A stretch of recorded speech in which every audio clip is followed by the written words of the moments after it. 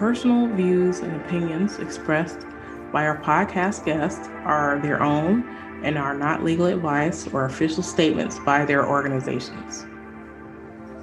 Hello, my name is Debbie Reynolds, and this is the Data Diva Talks Privacy podcast, where we discuss data privacy issues with industry leaders around the world for the information that businesses need to know right now.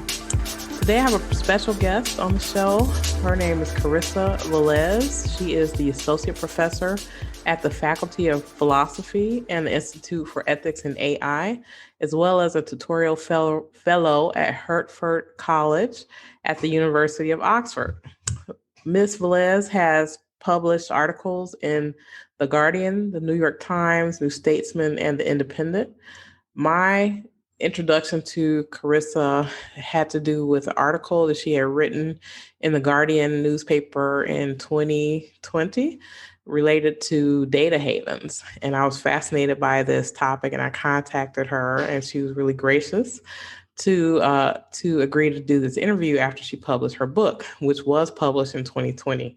The name of the book is Privacy is Power. It was a Economist's Best Book of the Year, which provides philosophical perspective on the politics of privacy, as well as very practical solutions, both for policymakers and ordinary citizens.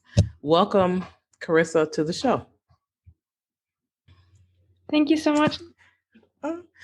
I followed your career quite closely. I got my first introduction to you with a really stunning article that I had read that you had written in the Guardian newspaper that I saw in the U.S. about data havens. Yes, data havens. So I thought the topic was really fascinating. But before we even get into that, I would love for you to say a few words to introduce yourselves to the audience. You pretty much got it covered. I am doing research on digital ethics more generally, specifically the ethics of AI, and in particular privacy for a few years. And I wrote my dissertation on the ethics and politics of privacy. And I was writing an academic book about the topic. And then the more I read about it and the more I researched, I got more and more alarmed about the state of our privacy. And I thought this is just too urgent and too important to just write an academic book about it that only a few experts will read. So I decided to write a very accessible book called Privacy is Power that was published in the UK last year. And this year in April, it's going to be published in the US. Yeah, and it's been very well received. So The Economist wrote that it was one of the top books released last year. So congratulations to you. Thank you. Thank you very much.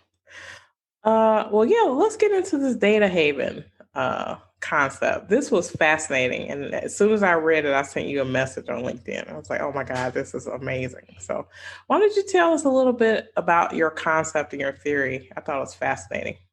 Thank you. I wrote this article as a response to many messages from the UK government that seem to suggest that they want to take the opportunity of Brexit to further liberalize personal data. And they are writing about personal data as something that is an opportunity, that we shouldn't see it as a risk or as a threat, that we should take the opportunity to exploit it and for the purposes of business and government. And I found this rhetoric a bit concerning. It was vague, so you can only speculate about what their plans are.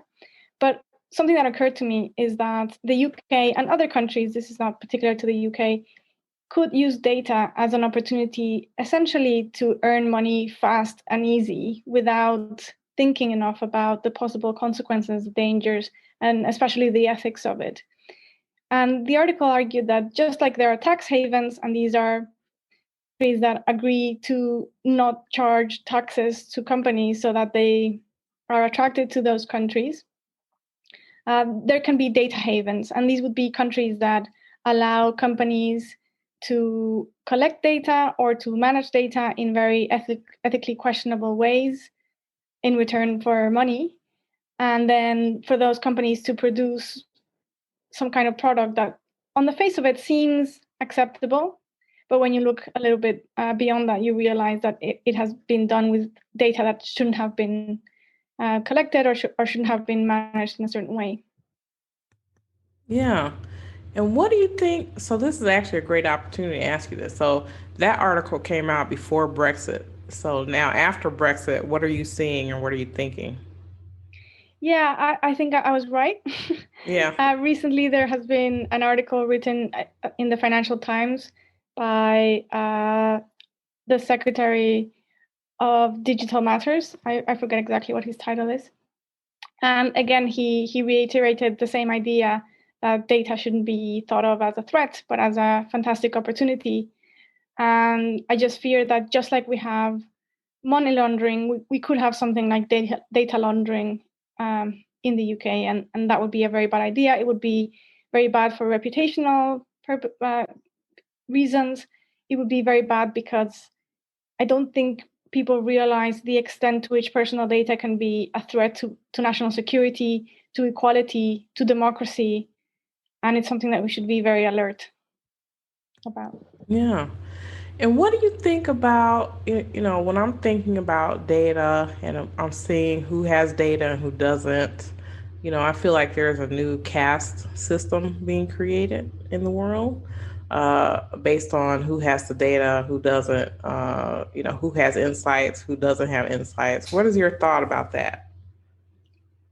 I think that's true. And that's part of why I titled my book Privacy is Power. In the digital age, power is all about data, and whoever has the data has the power. And there is a class system, not only respecting which countries have more data than others, but also which companies have more data than other companies and how they use it.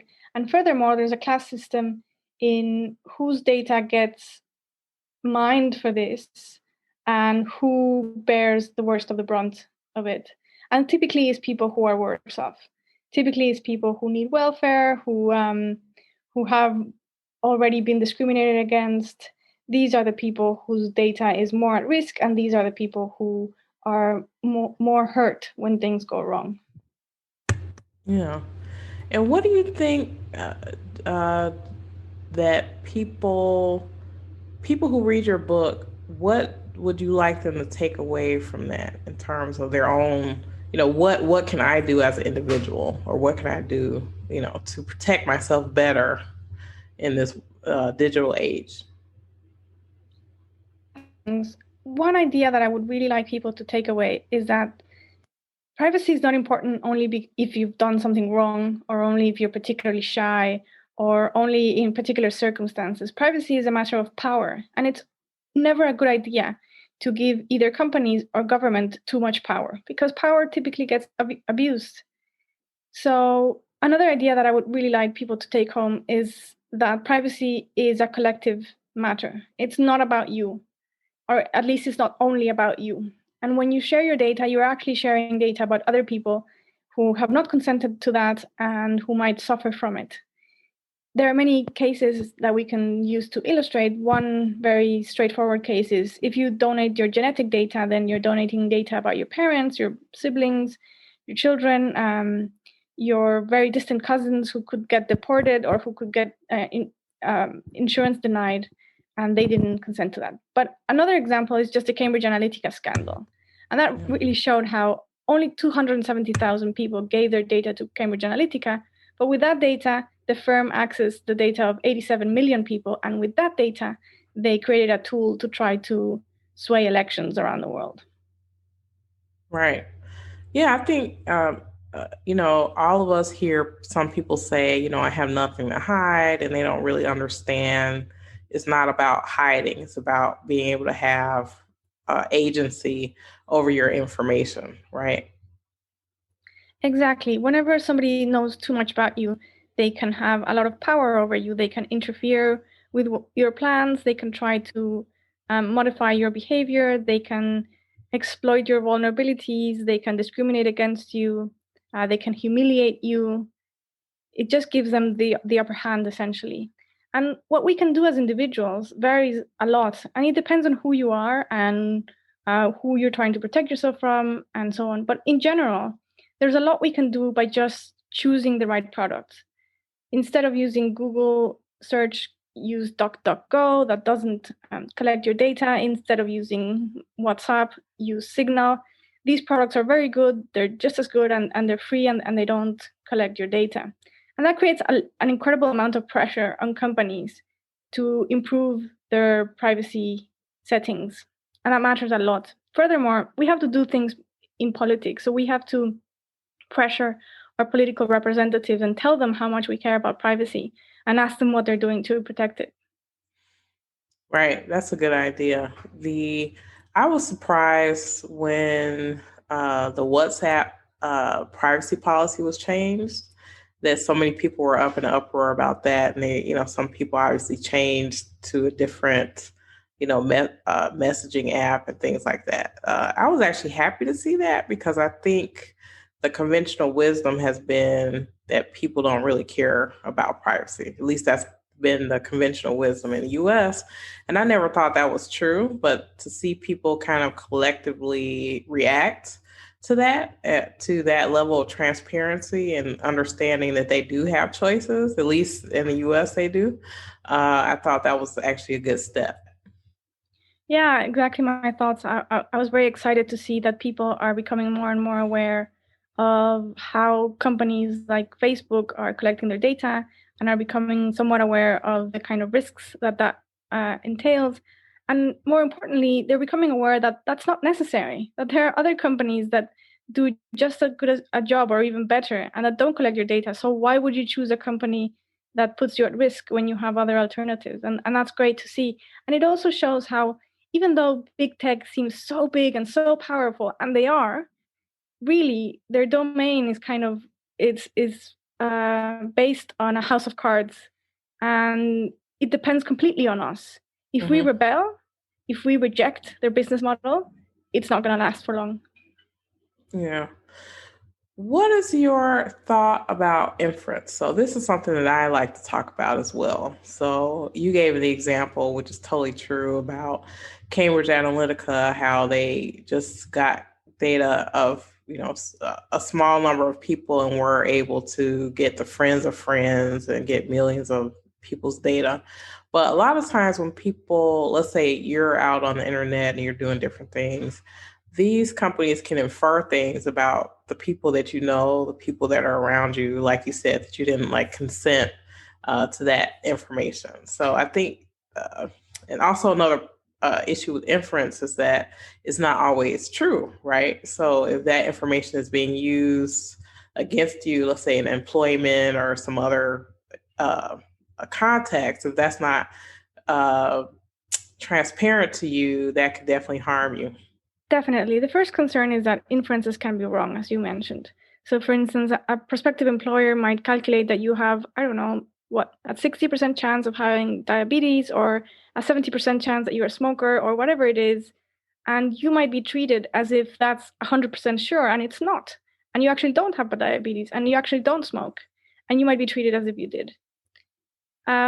Furthermore, inferences are very dangerous because this is data that you don't give up voluntarily. It can include any kinds of things. So, for instance, your life expectancy can be calculated from how fast you walk when you're carrying your mobile phone, or your cognitive capacities can be calculated by how you slide your finger when you go through your contacts. And this is not information that you're giving up voluntarily. And it can be used in ways to discriminate against you, even when that data shouldn't be used at all. So say the data about your health, prospective employers shouldn't even have that data. So the fact that they can infer it is really worrisome because it's very hard to police. So, your prospective employer can say, well, we didn't hire you because it was a better candidate. And how are you going to know that it wasn't because they try to infer your health status from your data? So that's very problematic. Furthermore, there's this idea that, well, because inferences are probabilistic, then it's not a privacy violation. It's just like something that anybody has a right to try to figure out the world and try to make inferences and try to calculate probabilities. But what's problematic is that we are being treated as if it was private information. And if we, for instance, have a very rigorous law about medical data and your doctor cannot give your data away to companies or insurance or prospective employers, then why should we allow an algorithm to try to figure out whether you have cancer? And let's say the algorithm is 95% accurate. Why should we allow that? It doesn't seem to be very different. And definitely the consequences for your own life are not different. So we should think about sensitive inferences just as we think about personal data. Yeah. How do you feel that COVID has impacted the privacy dialogue or conversation? In general, COVID has been a great challenge to privacy. From the start, the very first reaction from big tech was, oh yeah, we're going to create an app and this is going to take care of it. Right. Now, it didn't work out that way. And there were very good reasons to think that it wouldn't work out that way. We've also been hijacked more and more by tech. Before COVID, there was the illusion that all our interactions with tech were voluntary, that if you didn't want to, you could just not do it. Of course, that was always questionable because you want to be an active participant in your society and you want a job and you want to be in touch with your family and so on. But with COVID, that became really, really evident how we don't have a choice. And if you want an education, you want a job, you want to communicate with others, you do have to use tech. And that means that what we considered consent or a voluntary action is now evident that it is not so voluntary and not kind of meaningful consent. So in some ways, COVID has become a threat, also because we have been using tech a lot more. But on the other hand, it has made evident some things that weren't as evident to many people. And I think people are becoming more aware of their vulnerability to tech, and that is a good thing. Something that I'm very excited about now is that there's more and more talk in the United States about federal or a national privacy law. And I think that is very healthy. That's something that 5 years ago was kind of almost unimaginable. Mm-hmm. And we have to acknowledge progress when it happens, even if it's a great challenge still. Yeah, that's as you can see in the U.S., states are rapidly passing all these new laws. It's just making the privacy landscape in the U.S. much more complicated. So a lot of us, I don't know anyone who doesn't want some type of federal legislation that at least harmonizes some of this stuff, because from state to state, for example, they may have different definitions of what is personal data or what is sensitive data or how that data is combined in some way. I think that's interesting.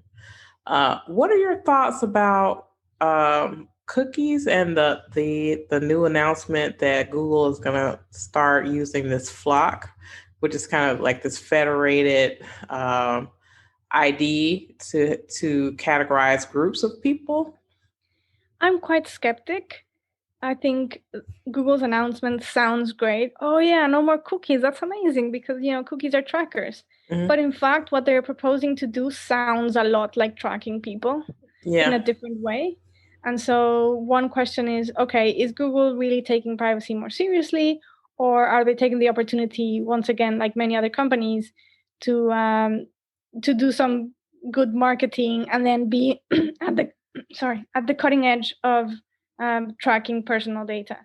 So when you read the description, it just seems like, okay, they're going to put people in different groups according to their interest. But those groups can still be quite sensitive. And then the comeback is like, well, but we're going to audit these groups and then we're going to check. And if, for instance, there's a group that's too small, we'll bunch it up with other groups. And we will make sure that the algorithm is not tracking any kind of sensitive category. But then first, it seems like a titanic task. Like, right. How are they going to audit this? And secondly, it means like while they're auditing it, then surely they are coming up with personal information and they're like checking if things are tracking, like algorithms are tracking things like gender. So they have to know people's gender. And it just seems very unclear to me how this is a solution and something that will be overall good for privacy. Furthermore, Google's business model hasn't changed. It still earns most of its money from targeted ads. Yeah. And it's not as though Google doesn't know who you are. So even if they do a federated grouping, they still know who you are. And then too, people are unique and they don't change a lot. So I don't think it's that hard to re-identify people, which is a whole different other topic. Exactly. There are many details like that. For instance, for some websites, okay, so the website is only going to get information about which federated group you're in, but actually to access that website, you have to log in through your Google account. So Right. that's going to identify you. So there are all kinds of details that just make me think that this is not as good as it sounds. Yeah. I think in the US, so my feeling about just how I'm interacting with people in Europe, obviously people in the US, the idea about privacy is very different. I like to say that people in the US, so the way that people in Europe feel about privacy is the same way that people in the US feel about freedom of speech. So it's that definite sort of deep, fervent belief in those things. And for the US, I think, especially for these big tech companies, in order for privacy to be remain a C-suite issue, it has to be something that hits bottom line. So not just with fines, but the movement of people having more choice and deciding, voting with their pocketbook or voting with their data, that they're only going to share data with certain companies. So I think being able to have a situation where companies are seeing people, just like you said, be more empowered to stand up and decide, I don't think that this is right. I want to do something different. I think in the US, that'll definitely move the needle, because I know the companies are very concerned about having customers and having customers' trust. So the first thing to say is that I'm slightly skeptic that there's such a huge difference between how we think about privacy in Europe and in the US. I think those differences are more superficial than they appear.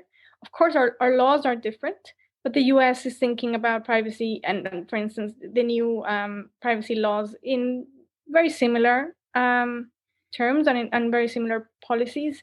And furthermore, when you just ask people, hey, do you think it's okay for a data broker to know whether somebody has been the victim of a rape and then sell that information for profit? Most people say no. It doesn't matter, whether they're American or European. The second thing to say is that yes, I think we need to tackle the bottom line of companies, and yes, it's very important what people do, and it's going to matter a lot. But at the end of the day, we need to regulate these companies. It's not, first of all, it's not fair to put all the burden on the shoulders of individuals. Mm-hmm. And secondly, it's not enough, because many times when we talk about privacy and cybersecurity, these are very abstract terms and very invisible to us. So I know more or less, roughly, I think, what a safe door looks like. But if you give me an app and if you ask me, is that app safe? I have no idea, not the least idea. And just like when I get on a plane, I don't need to be an engineer to trust that the plane is more or less safe. I want to download an app and know that there are just things that nobody can do with my personal data because they're just too risky for myself and for society. So I don't think we can do away with regulation. But yes, individuals are going to be very important to create that pressure so that happens. And by choosing the right companies, they can have a huge effect. And also, individuals can have a huge effect in motivating companies to change their business model to a business model that doesn't depend on exploiting our personal data. All right. I love to talk with you about ethics and AI. This is a topic that I'm fascinated with, and I love to talk with people about this because I don't know, when you look at movies about the future, it's always the evil robot that does all these, crazy, wacky things. But I think, and you tell me what your thoughts are. I'm thinking that the human has to bring the ethics to artificial intelligence. It's a very complicated topic, and there's no easy answer. I think that, of course, there are concerns about the safety of AI and how we align its values with ours and so on and so forth. But sometimes I think we get distracted by these apocalyptic visions and very far away in the future. And we forget that AI is being a huge problem today. It's just causing huge inequalities and huge injustices, and we're not handling it very well. So I'm more concerned with that immediate problem that is AI. And for that, I think definitely the ethics is on us. Today, at least, AI is a tool, and we are the people who are designing it, implementing it, allowing it, auditing it or not auditing it. And we are responsible for the tools we create. Yeah. Obviously, I know people like you who are in AI that focus here and also want to do things like audits. But do you think this is going to become more common or more regulated in terms of how people are using artificial intelligence and then the transparency part of it? Definitely, it's just a matter of time. Something I often mention is how our ancestors regulated their giants. First, it was the railroads, then cars, airplanes, drugs, food, you name it. It's our turn to regulate our giants. And at the moment, it's truly a free-for-all. I mean, at the moment, you can pretty much use any data to train any algorithm to do anything and implement it without no auditing whatsoever and no rules. And that's just ridiculous. That just can't go on. For instance, with pharmaceuticals, we would never allow a drug to go out into the world without it being tested. Not even in really extreme situations like COVID did we allow a vaccine to go out in the US or in the UK or in Europe without having rigorous testing of it. And yet we do that with algorithms all the time. And algorithms, in many ways, can be just as powerful or more than the most powerful drug you can possibly imagine. And that's just wrong. Right.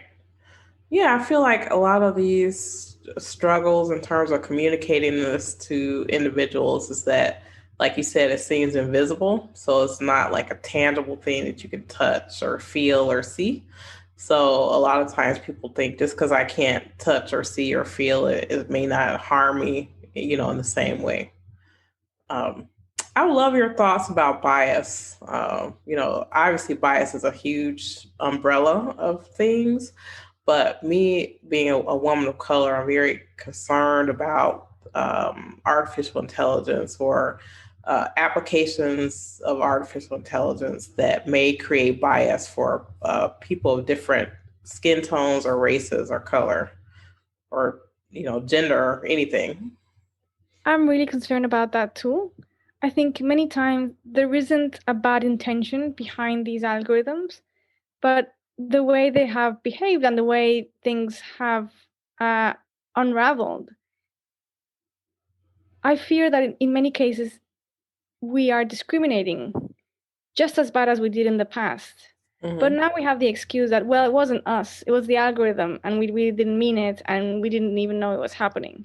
And that to a certain degree it is true, but it doesn't justify it at all. Right. Because it is our responsibility to create equality in our societies. And it doesn't matter if you don't want to be a racist or a sexist, if your algorithm is having those effects, it's just as bad and it's hurting people just as badly. So one of the things that I worry about of using personal data so much in general is that we are not being treated as equal citizens anymore. We're being treated on the basis of our data. And in many cases, that includes information that shouldn't be included and it shouldn't be taken into account, whether we're a man or a woman, black or white, whether we live in one part of the country or another, whether we have a Mac or Windows, and so many other things that are taken into account to essentially treat us differently when we should be treated the same. Yeah, that's one thing I try to talk to people about a lot of times because I think when you're on the internet and doing different things, people have the impression that you and I are seeing the same things and we're not. So the information that gets fed to us is based on who they think we are, who they think what they think we like. And a lot of times I try to say it's sort of like the internet the internet gives you the impression like you're in a library and you have access to everything, but actually you're only in a section of the library and you really aren't seeing anything unless you actively do something to actually break out of that mold. That's absolutely right. A family member often tells me, "Hey, did you see that ad that was on your Twitter?" And I'm like, "No, no, no. You're seeing that ad because it's you. I don't see that ad when I'm right." Um, and I think it very much goes against human psychology to realize that what you're seeing out there is not a reflection of reality, is a reflection of who companies think you are. And that is a really unnatural concept and goes back to what we were talking about, how data is not transparent and it's very abstract and difficult to understand. Yeah. Like I haven't had an example of like women, so women and men over 50 looking for executive jobs. There are certain jobs that men over 50 will see and women over 50 won't see. So it gives them the women the impression that there aren't jobs, executive jobs for them. And it gives men the impression that, I don't know why women are complaining because there are all these jobs. Exactly. And that same phenomenon can be generalized to so many topics. Many times when we talk about politics, somebody's thinking, the other person is just crazy or they're stupid. And it's not that. It's just they're seeing a reality that's completely different from the reality you're seeing on your screen. Yeah. I always like to bring up the whole evil robot uh, concept because I think that concept sort of hurts AI and the way people think about it. Because in a way, a lot of these dystopian movies are like, the robot took over and I have no control. But to me, that's just a way to abdicate responsibility because humans should control AI. AI shouldn't control humans. Yeah, that's interesting. I understand the concern from the point of view of computer scientists and other people who think that we may create something that is beyond our control. Um, and this is a very old thought. I mean, of course, we think of Frankenstein, but it goes even before then to Greek myths. So this is a very old concept. But something that's striking is that right now we can control AI and we're not controlling it. So really, it should kind of wake us up to the issues that we're having that have much to do with good governance and politics and really how we organize society than with technology. And this is something I find very often. Whenever there's a problem, there's an instinct to say, well, we should invest in technology and invest in science. And we forget that if we don't invest in training people in the humanities and learning good governance, we can have the best cutting edge tech that you can possibly imagine, and it will be destructive. Because without good governance, there is no good tech. Yeah, that's a great quote. I'm gonna quote you on that. Sure. I think that's true. I think that's true. What threats do you see in the future that you feel like people aren't really taking seriously enough? I'll just give you an example, like things like facial recognition or biometrics concern me deeply, especially because I feel like the harm can be so catastrophic and immediate. And there isn't really, in my opinion, if someone is damaged by those things, there probably isn't any reasonable redress.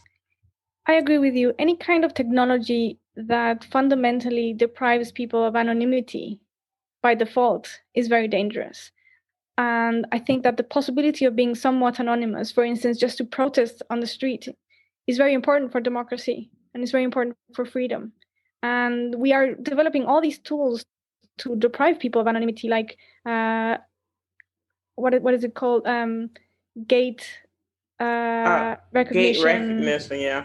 and heartbeat recognition, and all these I think are incredibly dangerous. And I fear that we're building the perfect structure for an authoritarian regime that it will be almost impossible to get rid of, because as soon as we start thinking about organizing and we're messaging each other, we're already we can be the victim of this authoritarian regime. So I worry a lot about that.